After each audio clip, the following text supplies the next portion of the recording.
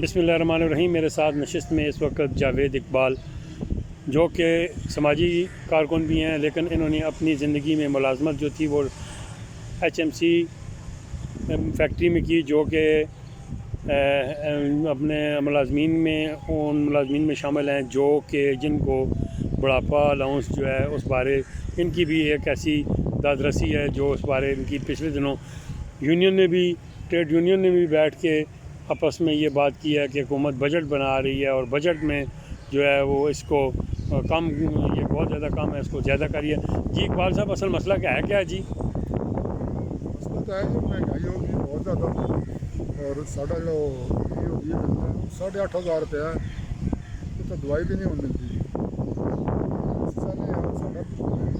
साढ़े तो रहम तो इकबाल साहब ये 8,000 रुपये के जो मिलना पैना ये हर साल बजट च नहीं बढ़ाया जाना जी? नहीं बढ़ाया जाना। तो ये हुण तुसीं केह् चाहते हो? जरा कम अज़ कम जितनी भी तलाफी ये होवे तो कम अज़ कम 25 तो 30,000 रुपये तक तो होना चाहिए होना चाहिए।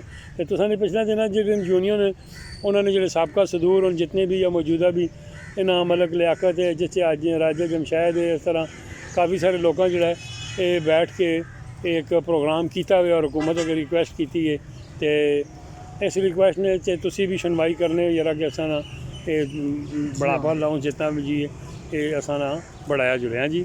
अच्छा अच्छा। तो खजाने ने जोड़े लोग इस वक्त भाई जोड़े बजट तरतीब दे रहे हैं उन्हें बजट वाले रिक्वेस्ट है कि जितने भी बढ़ापा अलाउंस ने मुलाजमीन जितने भी उन्होंने इंतहाई ज़्यादा कमी है और उसका कमी है या तलाफ़ी इसी तरह ही हो सकनी कि 8,000 तो कम अज़ कम 25,000 की तो जोड़े। शुक्रिया जनाब इकबाल साहब जी, बहुत मेहरबानी।